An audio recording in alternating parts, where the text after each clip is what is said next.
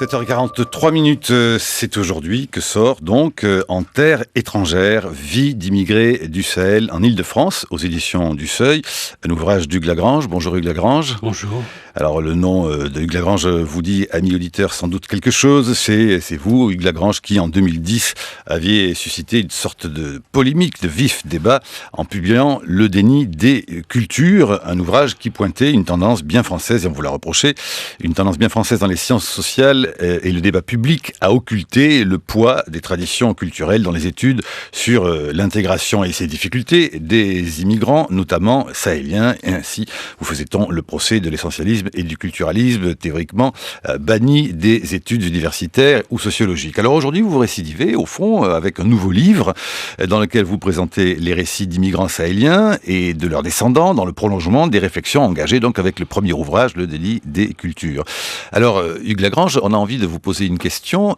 Comment ce livre-ci a-t-il été envisagé ? Il est une compilation, enfin le mot n'est pas beau, mais il est une sorte de mosaïque, de puzzle, de portraits d'hommes et de femmes que vous racontez dans votre itinéraire même pour interroger et étudier au fond ces groupes, mais plus qu'étudier, devenir parfois, on a le sentiment presque amis avec elles ou avec eux, un sentiment d'empathie très grand, et très peu de chiffres, presque plus un récit d'auteur qu'un travail sérieux, si je puis me permettre, de sociologue. Bon, il y a les deux, bien sûr, mais quand même, on est vraiment dans le récit, là.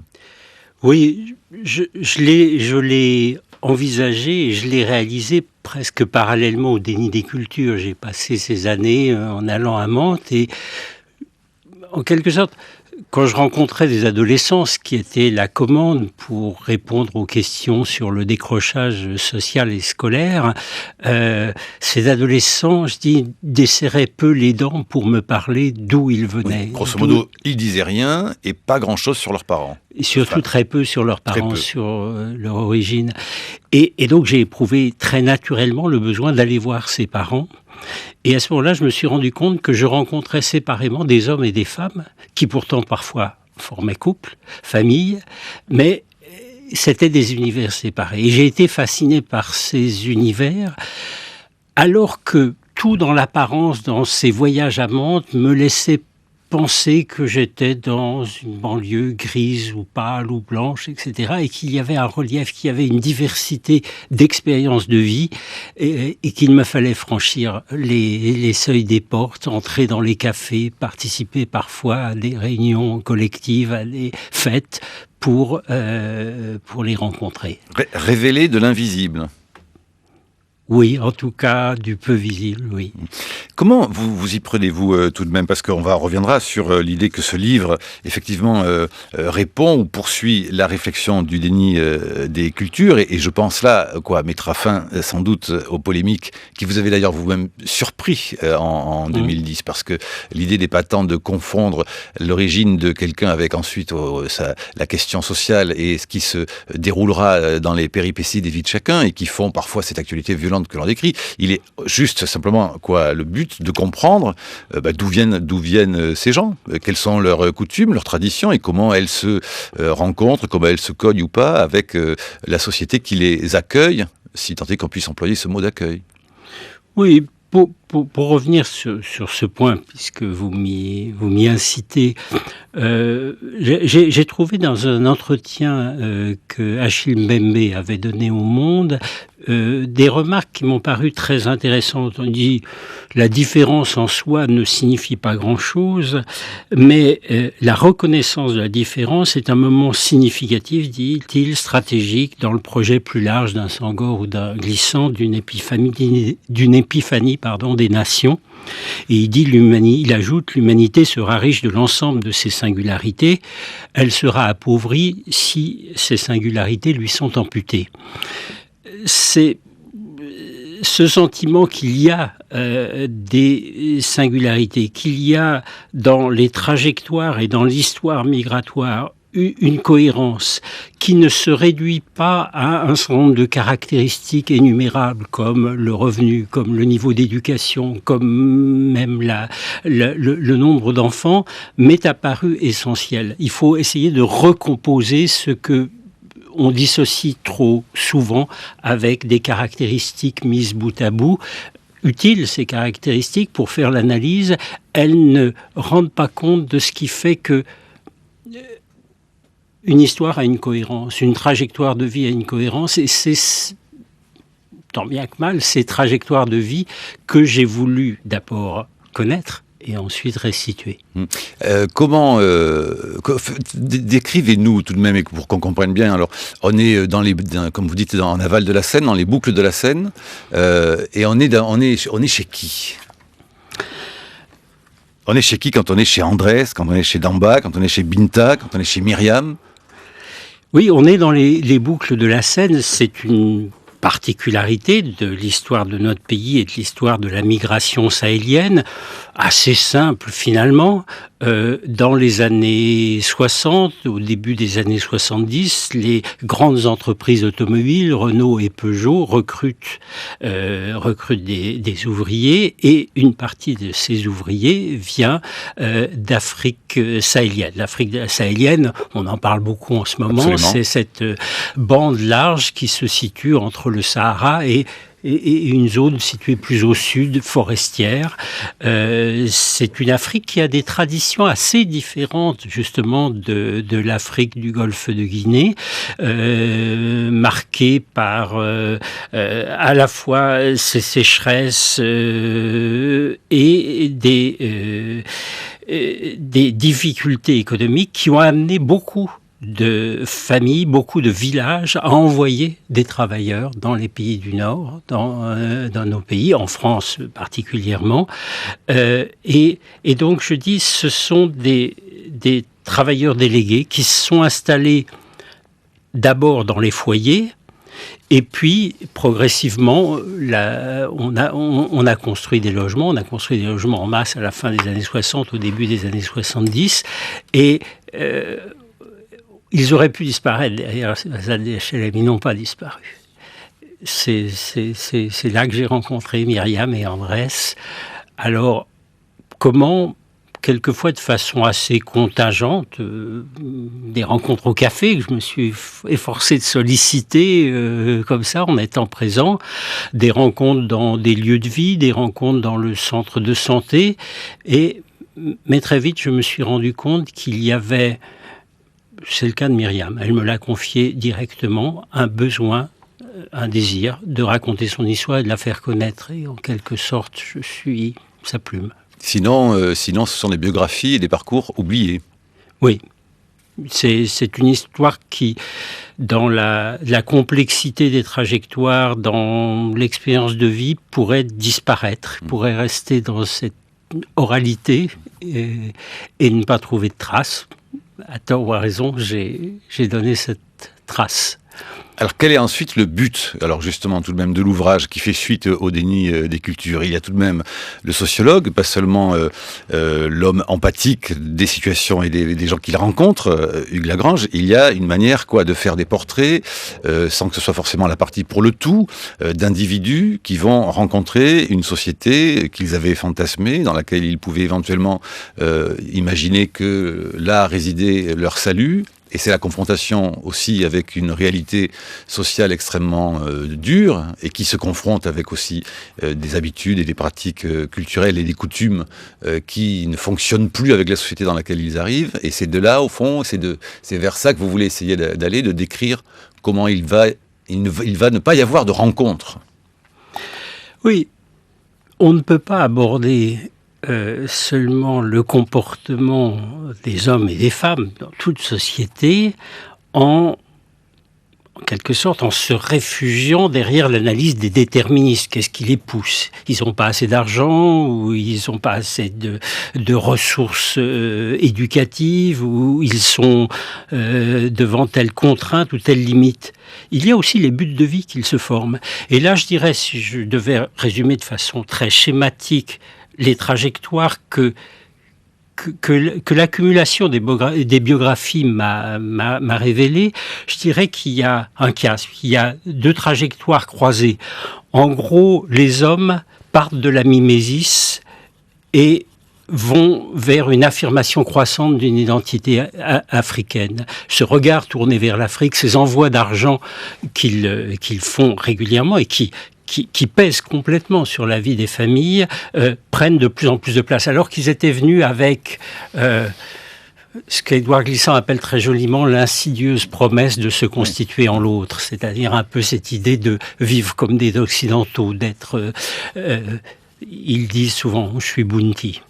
Donc il y a cette trajectoire des hommes qui partent de la mimésis, qui partent de l'idée de nous ressembler et qui s'en éloignent progressivement. Je dirais que les trajectoires des femmes sont à peu près l'inverse.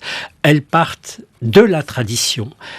Elles s'inscrivent dans la tradition, elles disent qu'elles veulent jouer leur rôle d'épouse et de mère, qu'elles ont accepté ce mari qui leur a été donné, qu'elles ont accepté de venir en France et d'assumer, de suivre évidemment leur mari et d'assumer leur rôle de mère.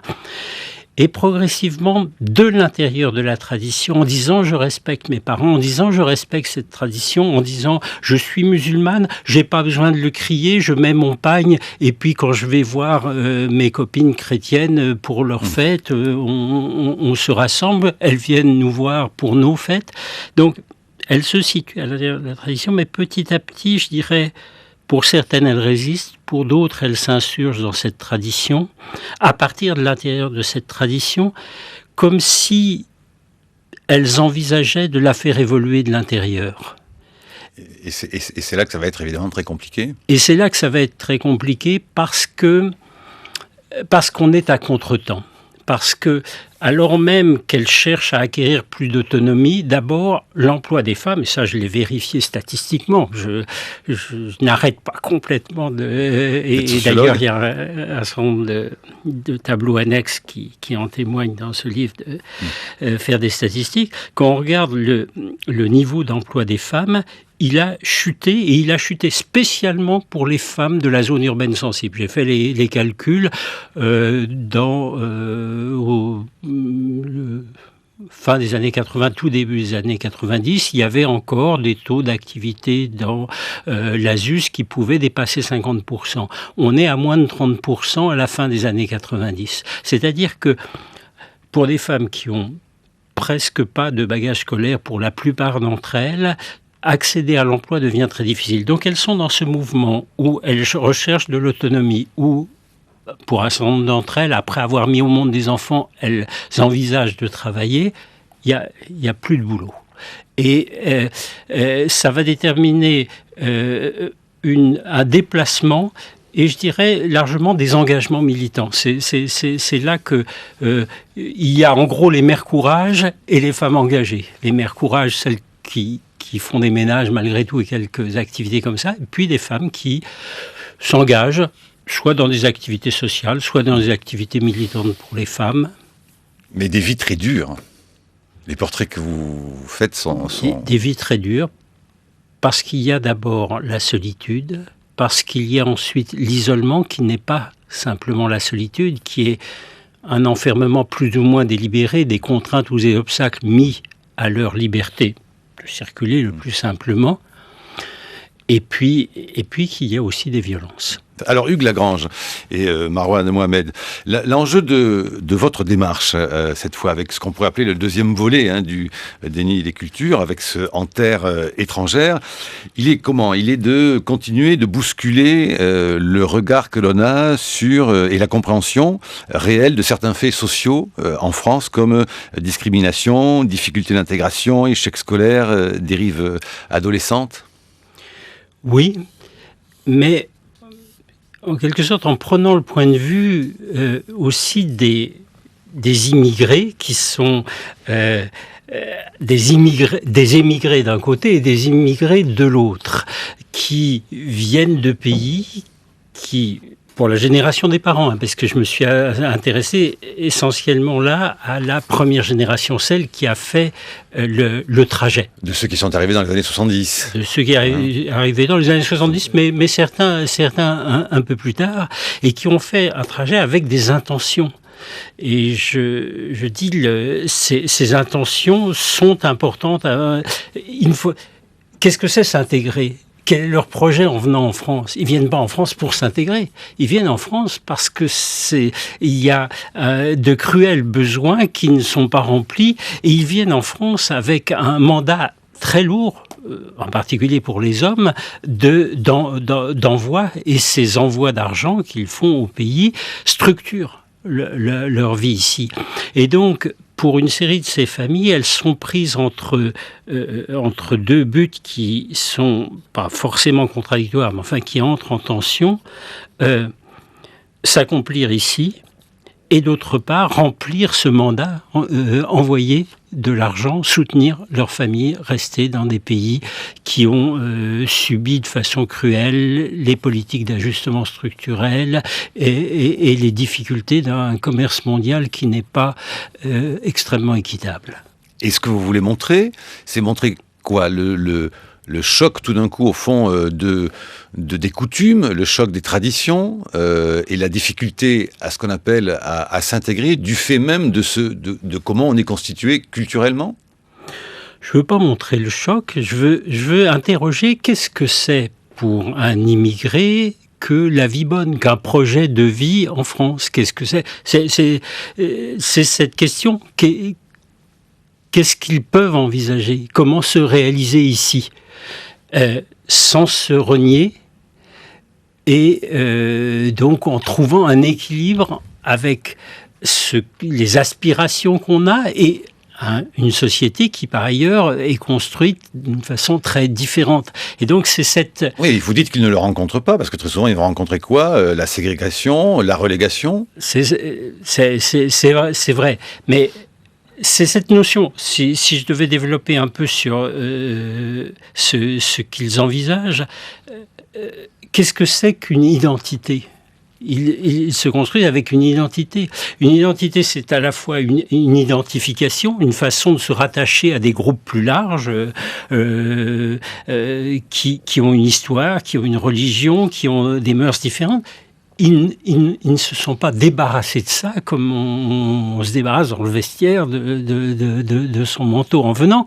Donc, comment exprimer ceci et par ailleurs vivre en France avec ses normes, ses valeurs, et donc ils sont à la recherche d'un compromis qui n'est pas forcément une compromission sur cette identité à laquelle ils tiennent et sur les possibilités du pays d'accueil. Et cette identité, Marouane Mohamed, quoique de ce côté-ci, de ce qui accueille, cette identité qui n'est pas vue, pas considérée, pas prise en compte.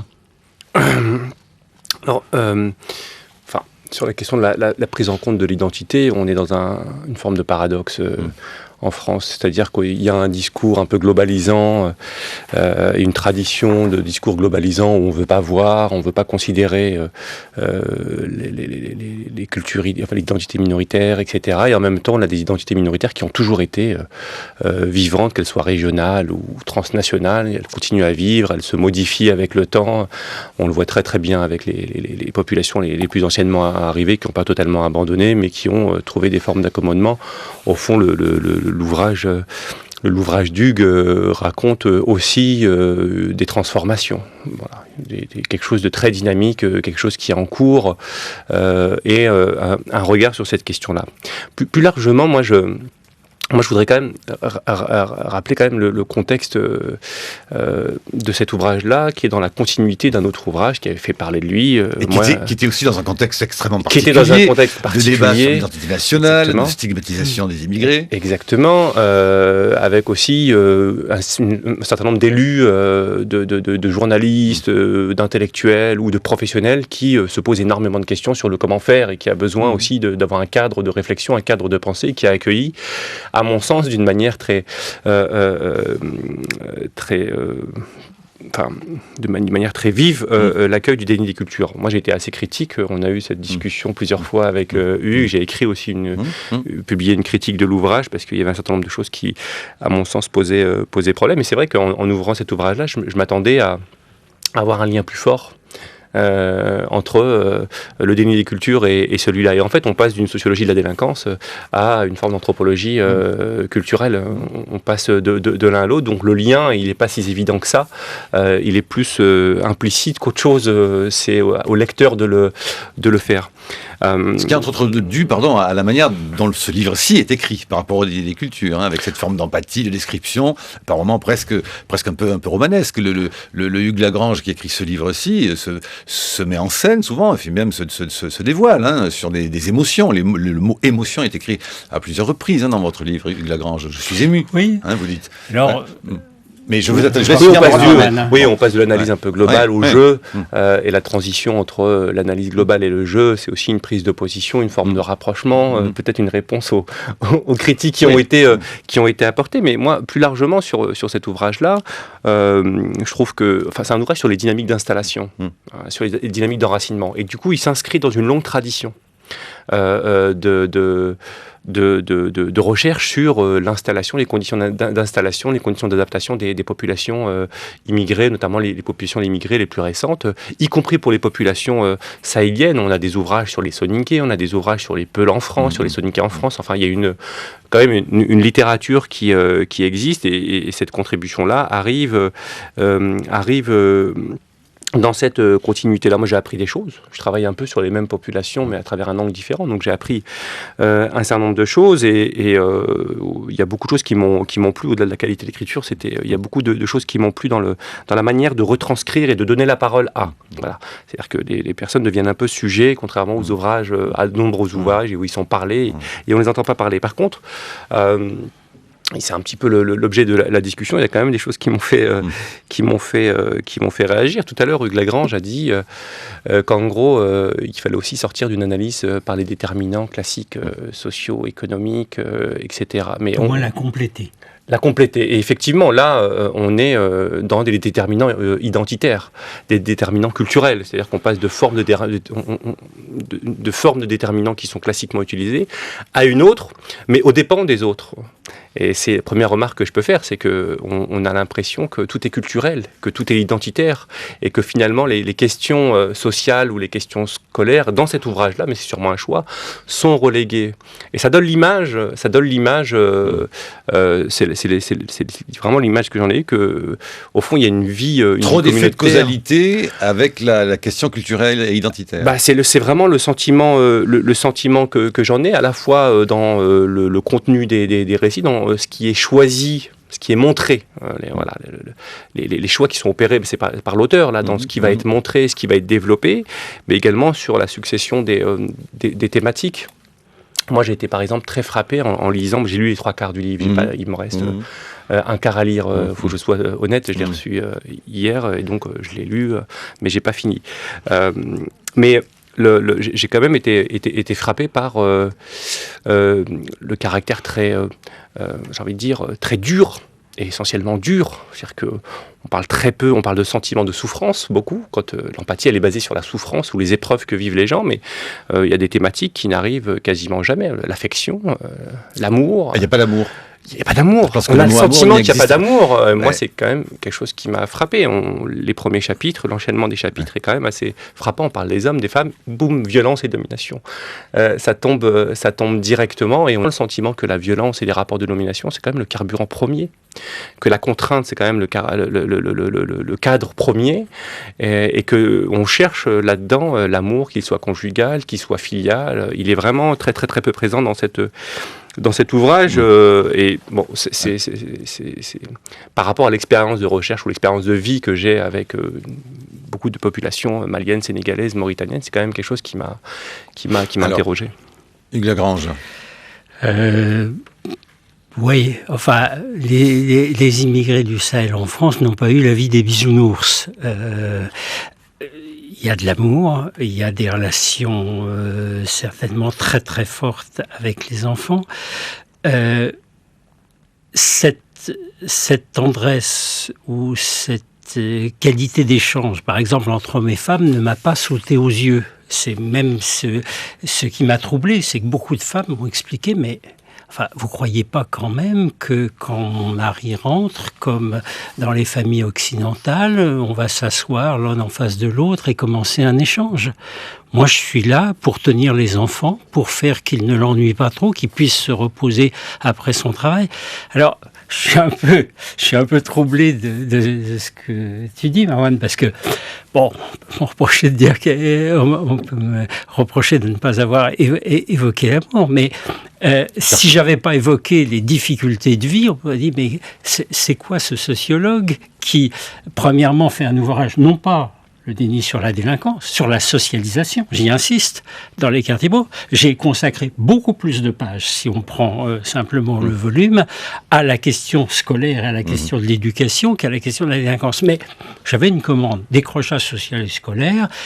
Ce que j'ai voulu faire, c'est de ne pas contourner le problème. Dire, écoutez, déjà décrochage social. C'est très symptomatique de notre société. La commande ne pouvait pas dire la délinquance des jeunes. Elle disait décrochage social. Il fallait décoder. C'est assez simple. Mais enfin, il y a cette... Donc, je veux pas contourner ça. J'ai dit là, et ça m'a posé un problème. J'ai forcément une sélection d'entretiens avec des femmes qui se sont confiées à moi. Ces femmes qui se sont confiées à moi, que j'ai rencontrées dans des centres, dans des associations, sont des femmes souvent engagées, et par conséquent, elles étaient porteuses d'un discours critique. Et je ne veux pas dire qu'il n'y a pas eu de sélection. Bien sûr, il y a eu une sélection et j'ai recueilli d'abord ce discours critique. Il y a certainement des situations d'harmonie qui n'émergent pas, même à celui qui arpente un peu le quartier et qui essaye de rencontrer des gens.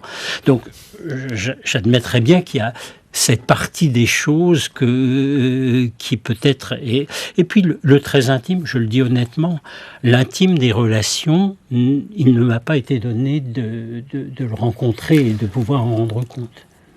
Marwan Mohamed.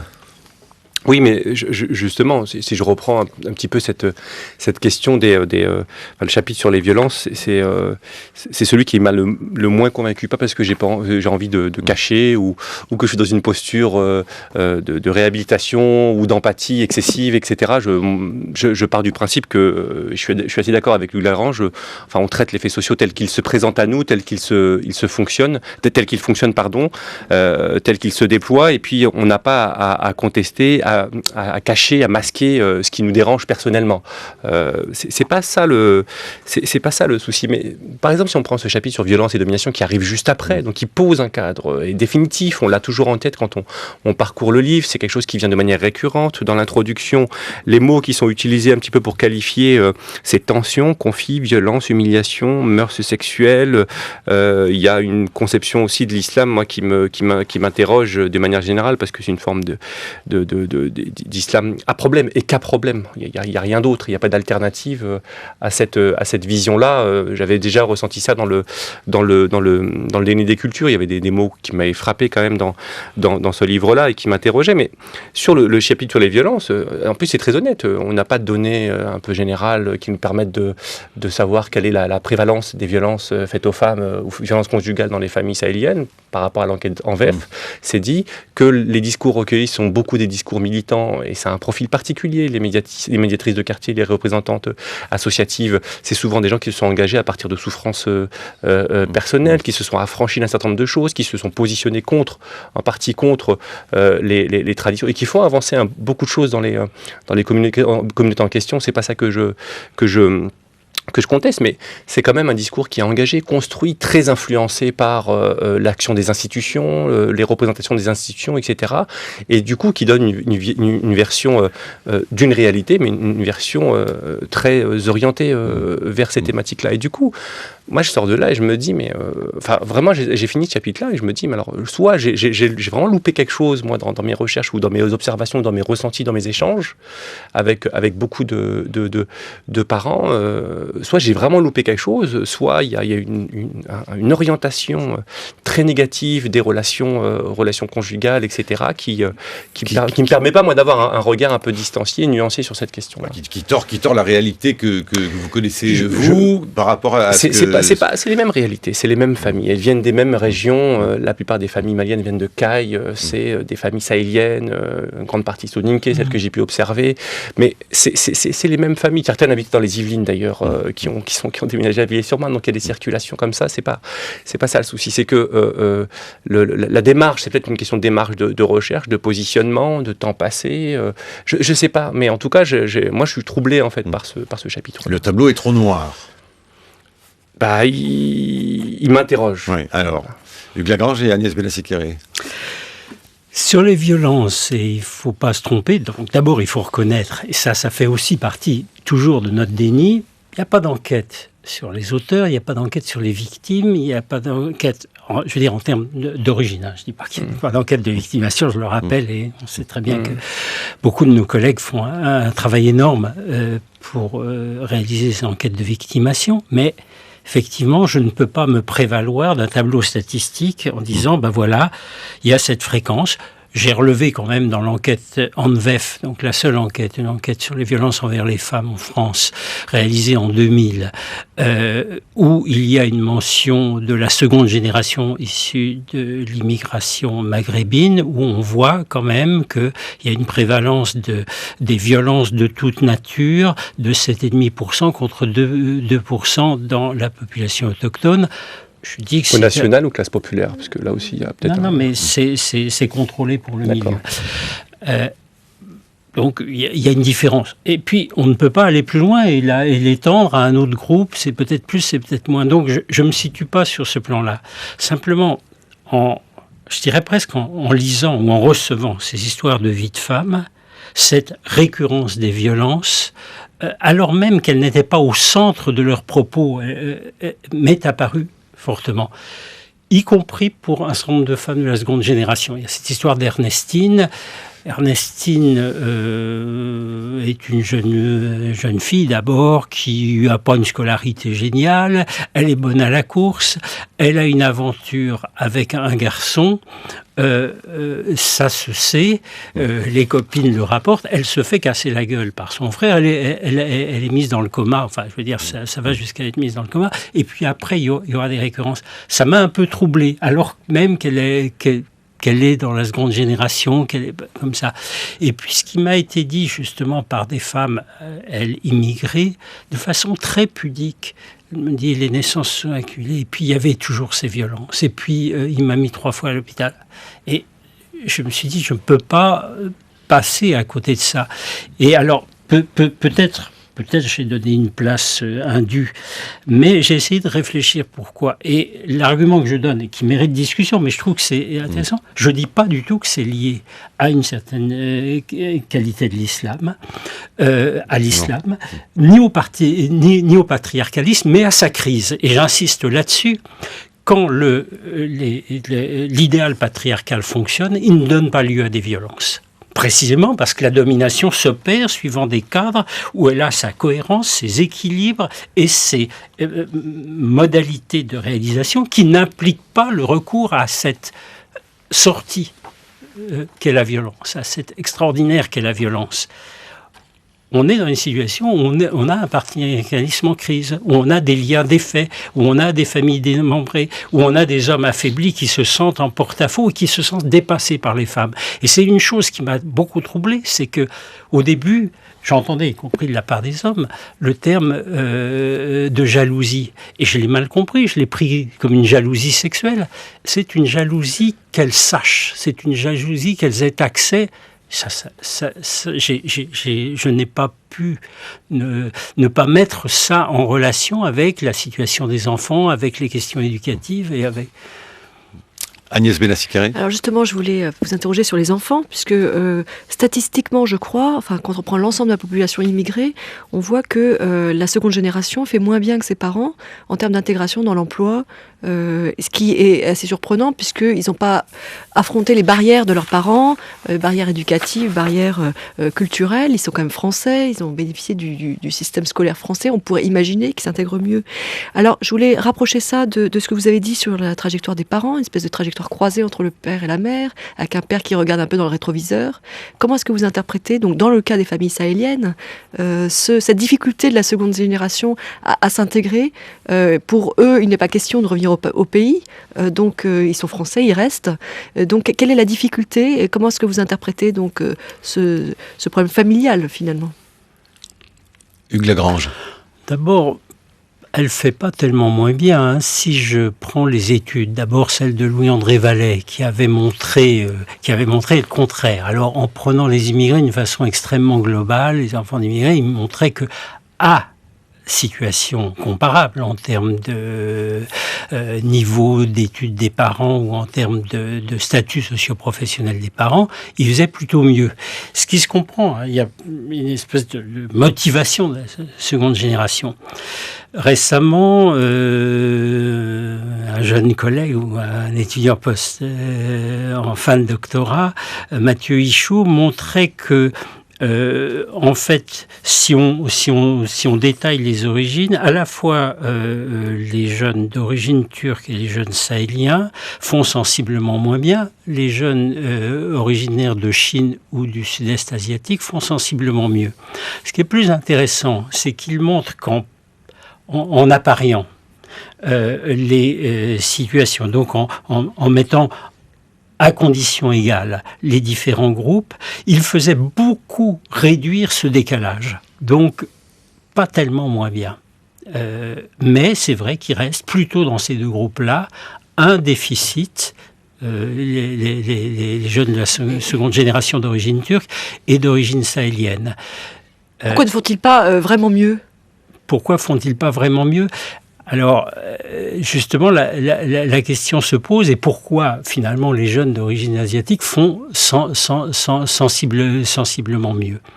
Alors, il y a une première réponse, un peu la réponse qu'il a apportée, qui consiste à regarder, on trouve dans l'origine de cette migration turque et sahélienne beaucoup de migrations d'origine rurale.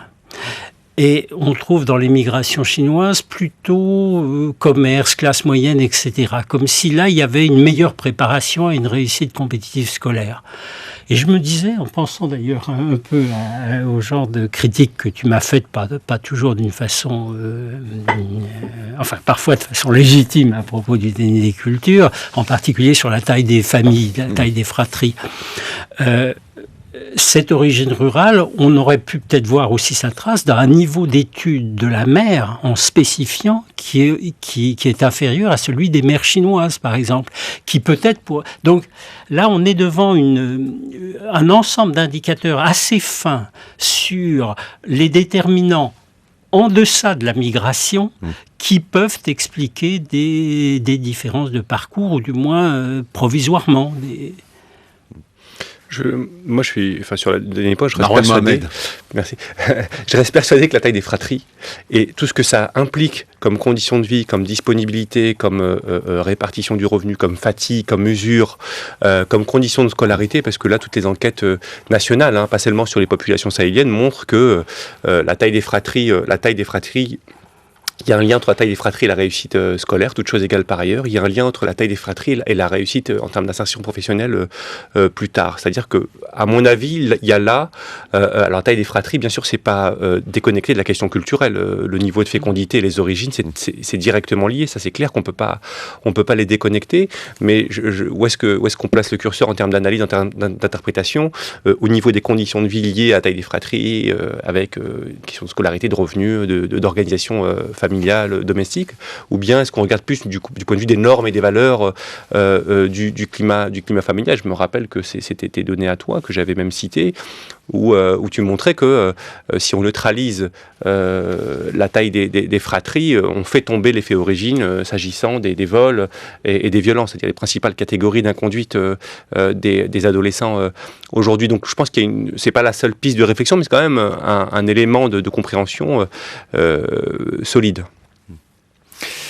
Ceci se rajoutant à cela, alors évidemment, et qui souvent fait débat, et peut-être pas d'une manière toujours très nuancée, notamment dans les médias et dans la sphère politique, c'est alors la question de l'islamisation liée à ce que vous appelez, Hugues Lagrange, les phénomènes de fermeture communautaire et de crispation identitaire. Vous écrivez, Hugues Lagrange, au moment de leur arrivée, il y a 3 décennies, les femmes du Sahel ne manifestaient pas de façon visible une identité musulmane. Leur identité religieuse restait discrète. Aujourd'hui, dites-vous, les rues et les places des quartiers de la cité se sont couvertes de foulards. Comment expliquez-vous ce phénomène ?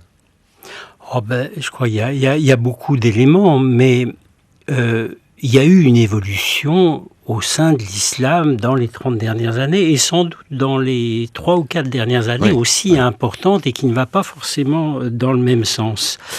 Mais là, je finis une étude justement à partir des données de la grande enquête trajectoire et origine. Je finis une petite recherche sur l'évolution des pratiques religieuses des immigrés et des descendants d'immigrés originaires du Maghreb, du Sahel et de Turquie. C'est quand même un phénomène très frappant que dans des sociétés qui continuent de se séculariser, dans lesquelles le niveau des pratiques continue de baisser en Europe protestante, catholique, à l'exception de l'Europe orthodoxe pour des raisons qu'on pourrait... Mais donc, dans une société, dans un ensemble européen qui, dans l'ensemble, continue à se séculariser, on a une affirmation des pratiques, alors particulièrement en termes de respect des interdits alimentaires, respect du ramadan et port du foulard, avec des différences. Je remarquais très nettement que le port du foulard est certainement beaucoup plus strict et plus systématique de la part de femmes jeunes ou moins jeunes originaires du Maghreb que de la part des Sahéliennes, dans lesquelles, pour lesquelles le port du foulard est plus divers, à la fois dans sa forme et dans les conditions de son emploi. Mais indiscutablement, pour moi, il y a eu une affirmation religieuse. Et j'ai cherché à voir dans quelle mesure elle était une réponse à une précarité, à une inquiétude fournie par une situation difficile à beaucoup d'égards. Et là, encore une fois, une réponse qui serait purement matérialiste. Au fond, c'est une précarité nouvelle, c'est un accroissement des inégalités indiscutable qui motive cette vitalité religieuse, ne répond pas à la totalité du problème. Il y a... alors... À quoi correspond cette vitalité de l'islam ? Farhad Khosrow-Khavar un chercheur d'origine iranienne, donnait un certain nombre d'éléments. Il disait une morale alternative, une colonne vertébrale éthique ou un supplément d'âme. Morale alternative pour ceux qui estiment que la société a été injuste avec eux, et donc qui se réfèrent à autre chose. Colonne vertébrale éthique pour ceux qui estiment qu'ils ont un moment dérivé et qu'il faut se reconstruire, et pour beaucoup un supplément d'âme, c'est-à-dire aussi quelque chose qui permet d'affirmer une identité séparée par rapport au courant majoritaire et qui est une source de fierté. Et il est évident pour moi, je sais pas, je suis allé en Égypte l'année dernière, mais j'ai ressenti ça, qu'il y a une fierté musulmane dans une période où l'Occident a manifesté beaucoup d'arrogance, est un élément de construction de soi, un élément qu'on peut comprendre. Ça joue un rôle considérable, mais on est devant un islam diversifié. On est devant un islam où il y a des courants salafistes, des courants djihadistes qui ne se confondent pas avec des courants salafistes. Effectivement, des transformations très profondes dans les allégeances. Est-ce que c'est un islam hors sol, comme le souligne Olivier Roy ? Je suis moins convaincu. Moi, ce qui me frappe, c'est ce double ancrage global et dans les quartiers, sautant par-dessus les frontières nationales. La référence à l'Oumma... accompagnant en même temps les questions de mondialisation. Voilà, complètement. Ils sont sur Internet, ils sont en relation avec... on n'est plus effectivement dans une construction qui serait interne à notre espace national, mais la ségrégation et l'isolement des populations issues des immigrations du Sud dans les quartiers participent aussi à ce renouveau. Est-ce que c'est une fermeture communautaire ? J'en suis pas sûr. En tout cas, elle bouscule, on va dire, la mythologie de la sécularisation au fond d'un territoire qui serait la France, telle que ça s'est constitué après la Révolution et qui aujourd'hui vacille. C'est l'autochtone, entre guillemets, qui se sent, vacillant. Bien sûr, et dont les pratiques se trouvent elles-mêmes interrogées par cette vitalité de l'islam. Marwan Mohamed ? Moi, je ne suis pas spécialiste particulièrement de l'islam, c'est pas mon sujet d'entrée, je m'intéresse à l'islamophobie de plus en plus, parce que c'est quelque chose qui ressort des expériences de manière très très forte. Les dernières études, les derniers sondages qu'on a pu voir, même s'il faut se méfier des sondages, il n'y a pas que les sondages, sur quand on la croise défiance. l'enquête Théo, quand on regarde l'enquête Théo, les résultats de l'enquête Théo, quand on regarde les statistiques du ministère de l'Intérieur, celles du collectif contre l'islamophobie en France, qu'on regarde les sondages d'opinion, tout converge pour amener à la fois, pour témoigner d'une crispation beaucoup plus forte, mais en même temps des expériences de discrimination et d'agression beaucoup plus fortes également. Donc c'est pour ça que j'ai ouvert un chantier, moi, de ce point de vue-là, par le biais de l'islamophobie. Moi, l'enquête Théo est intéressante parce qu'elle montre que, au-delà de la question de la religion, c'est pas seulement les musulmans ou les descendants musulmans en grande difficulté sociale qui ont un niveau de religiosité accru, mais il y a aussi que ceux qui font partie des nouvelles classes moyennes issues de cette immigration, etc., qui sont également dans ce mouvement-là de retour au religieux qui est manifeste depuis 15 ans, ça c'est indéniable. Il y a aussi les populations juives à travers l'enquête Théo où on n'est pas du tout dans la même configuration socio-économique, mais on voit très bien que la religion a une importance et au niveau un certain nombre de pratiques qui sont aussi également importantes. Donc je ne sais pas si on peut avoir un raisonnement franco-français et centré sur l'islam. Il y a les nouvelles églises évangéliques également qui sont très actives, très dynamiques au sein des quartiers populaires, mais pas seulement. Et à mon avis, de déconnecter la question du retour du religieux parmi la communauté musulmane, du retour au religieux de manière générale auprès de certaines minorités, et du retour à l'islam, en l'occurrence, dans l'ensemble des pays musulmans, c'est-à-dire que ce retour aux religions, on ne l'observe pas seulement qu'en France, sous certaines formes. On l'observe au Maroc, on l'observe au Tunisie, on l'observe dans les pays arabes, on l'observe dans les pays d'Afrique, notamment d'Afrique sahélienne, au Moyen-Orient, etc., aux États-Unis également. Donc c'est à mon avis... J'ai pas les outils, j'aimerais bien vous pouvoir répondre, c'est pas ma spécialité, j'ai pas trop étudié cette question, mais c'est quelque chose qu'on observe à une échelle beaucoup plus globale. Après, sur les significations, c'est vrai que c'est très compliqué. C'est très compliqué. Ce qu'avance Farhad Khosrow-Khavar et dont tu as parlé, moi j'adhère quand on veut vraiment rentrer dans une forme d'explication rationnelle, etc. Mais quand on interroge les acteurs, il y a la question du sens quand même qui circule dans leurs propos. Il y a la question de l'avenir qui est liée à la question du sens. Il y a la question de la mort également qui est présente dans les propos. Donc j'ai vraiment du mal à donner une explication qui soit limitée à nos quartiers populaires ou à notre espace national. Et j'ai vraiment du mal à donner une explication qui soit monocorde de ce point de vue-là. Hugues Lagrange, nous arrivons au terme quasiment de l'émission. Vous avez envie de susciter quoi avec la publication cette fois de ce livre donc en terre étrangère, dont on pourrait dire que c'est la suite, le complément du premier livre, Le Déni de culture. C'est quoi ?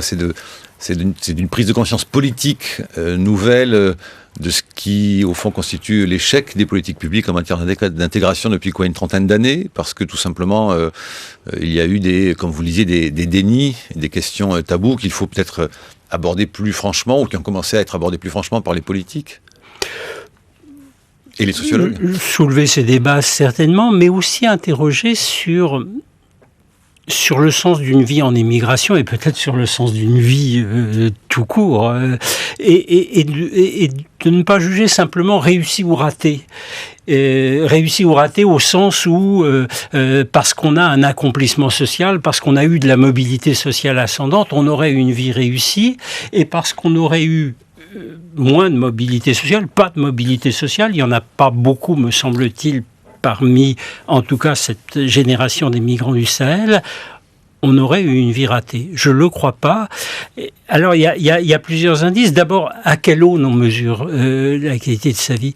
Je pense que pour un certain nombre d'hommes, au terme d'une vie de travail où ils ont participé tellement à ces renvois d'argent dans leur village et à travers ça à la construction d'une mosquée, d'une maison, à l'aide au quotidien de leur famille, ils peuvent avoir le sentiment d'une vie bien remplie.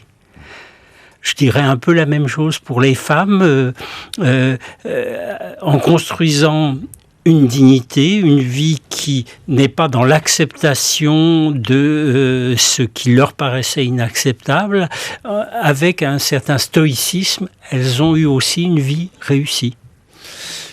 Merci Hugues Lagrange, merci Marouane Mohamed. Je rappelle Hugues Lagrange en terre étrangère, vie d'immigrés du Sahel en Île-de-France. C'est aux éditions du Seuil. Vous avez tourné la page de cette étude sur les populations sahéliennes des boucles du Val-de-Seine, de Mantes, et vous partez vers d'autres horizons ?